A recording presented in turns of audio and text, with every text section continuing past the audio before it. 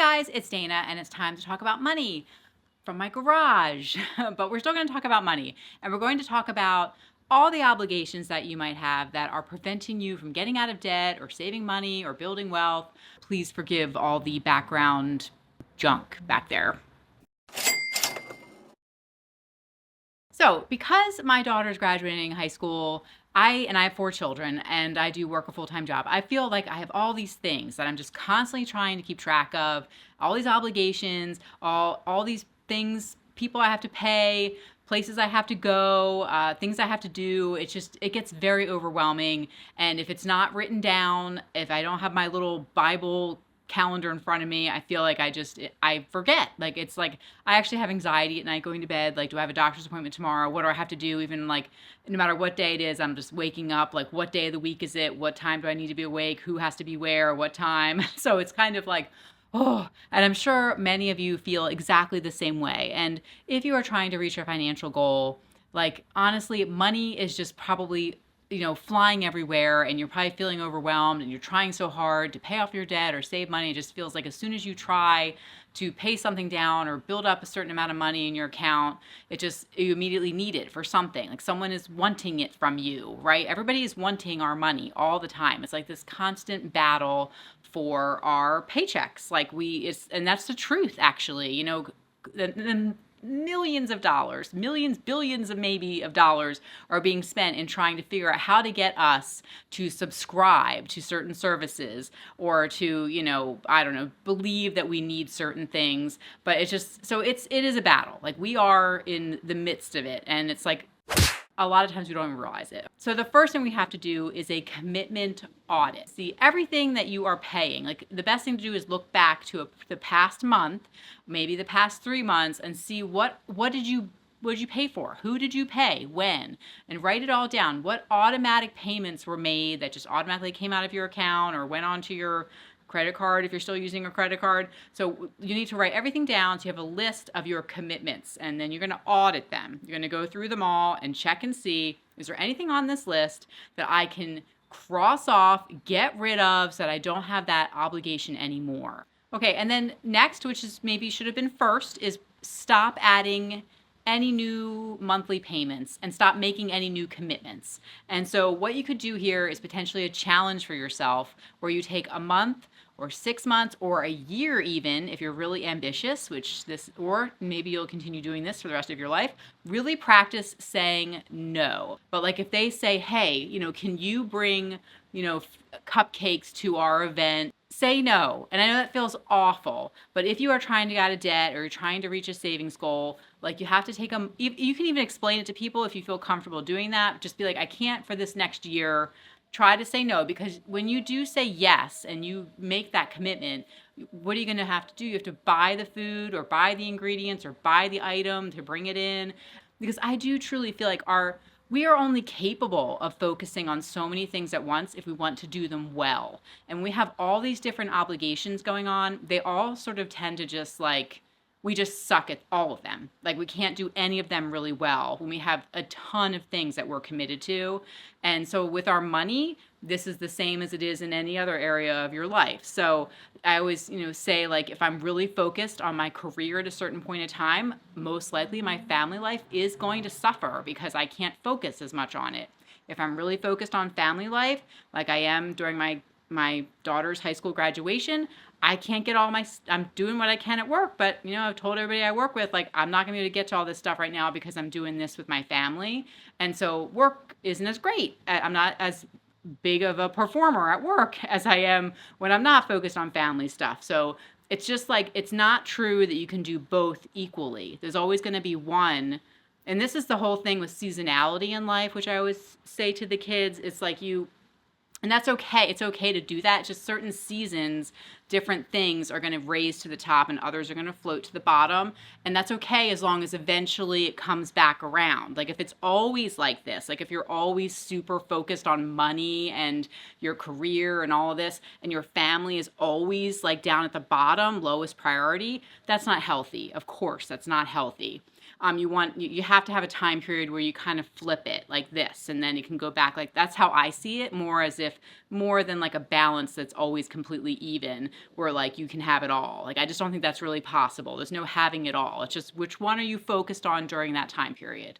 So right now, like, you're focused on paying off debt or building your emergency fund.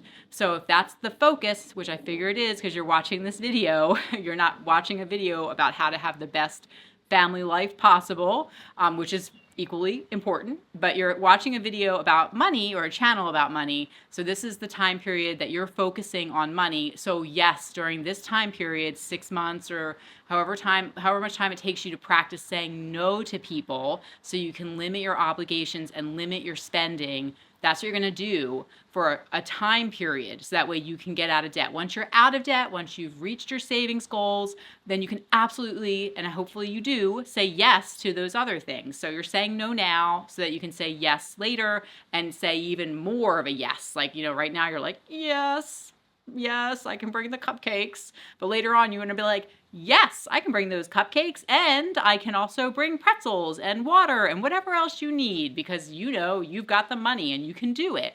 And you have the mental space, the mental capacity to handle it. Next is to keep one item of your life intentionally outdated. What can you do on that list of things that you have? What is it? Do you have a car payment? Do you have a car? What can you keep that car a year longer than you had initially planned to keep it? So you're going to on purpose pick something that will be outdated for a year longer than you had originally thought. Perhaps it's your cell phone. Do you tend to upgrade your cell phone? You need to keep that cell phone a little bit longer to prevent you from being obligated with another cell phone contract or something, or another car. You need to find something that you're like, all right, this is the outdated item. We're going to pick this item. This is it. Or is it in your wash? What do you have in your head? I'm sure you have something like your washer and dryer or your refrigerator. So we want to just stop automatically turning every dollar into an obligation. It does, just because you have the dollar there doesn't mean you have to do something with it. Well, you have to do something with it, but not something that means spending, that you're just spending it or signing up for things or going out to eat or what have you. I think it's kind of interesting because I do think that's an automatic response. And so, like, for example, I have investing accounts, which we're going to get to the stock pick very soon. So I have I invest to my retirement through work, right? That's just automatic. I don't really have to think about it. I have it set up, and then it goes to my 401k. All right. And then I do have, separate account. Like, I have the Robinhood account for the challenges that we're doing. So if there's $2 sitting there, in the buying power, I do have this feeling like, oh, I got to buy something. I got to put that money towards a stock. It's just sitting there. It's like $2. And so I understand. I feel like it is kind of like sometimes we have these I have extra, or if you have $20 in your wallet, you might be like, oh, I've got money. What can I spend it on? I got to spend it. It's kind of like, do you just let it sit there in your wallet? Just let it sit there for 2 weeks. Just don't touch it. But I bet a lot of you, when you have $20 cash, you're like, oh, what am I going to, I got money. I want to spend it. You go out and you're just like, oh yes, I have money. It just, I don't know. So just try to be aware of that. Are you automatically just spending it and, you're just filling it up or signing up for something just because you just do. Okay. So I hope that was helpful in some way. So now what we're going to do is we're going to get to the stock pick, which is the investing challenge that I've been doing on my channel. And basically every week we put $1 into a stock or an ETF, or a crypto. And it's just basically the whole goal is for all of you and I to learn, right? So we're going through this, and it's an exercise basically. So hopefully you get more comfortable with whatever brokerage app that you are using as part of this challenge. So if you already know how to invest and you're like a total pro, then obviously see you later. See you guys next week. But if you're really trying to learn, and you're trying to learn because when you are out of debt or once you have your emergency fund in place, you want to be able to feel like you're investing in the market so that way you can build wealth. And so I think it's important to do it in very small amounts but I think you should be doing it because it helps you to just learn, whether that $1 that you invest goes up or down, and then it helps you to just learn. I mean, you really learn by doing. That's what I believe. You can watch all these videos you want, listen to people, but unless you are actually going in and you're clicking and you're pushing the buttons, and it's kind of sweaty when you first start doing it. You feel pretty sweaty. You're like, oh my God, like, what is this? Am I doing this right? So that's the goal of this. Okay. So every week we're picking a new one, trying to pick different areas just to kind of learn. So for this week, and obviously every single week I tell you guys, do your own research. I am not an investment advisor. I'm not your financial advisor. So, if you don't like the one I pick, you don't have to pick this one. Just pick something similar and, just something that gets you excited. That's really the main thing. Okay, so because of the conflict in Iran, it's just been like the stock market lately has been like up and then down. Oil prices are up and down. And so it's just kind of like, it's been very volatile, up and down, up and down. All right, so but like I said, we're not selling, so none of that should bother you, right? We're buying it $1 fractional share, or if you want to buy one share, that's fine. But like we're just kind of watching it, seeing what happens until the end of the year. So we're not trying to sell. We're just kind of like buying it and just letting it sit there. Okay, so I think I've told you guys that I watched Star Trek a lot as a kid.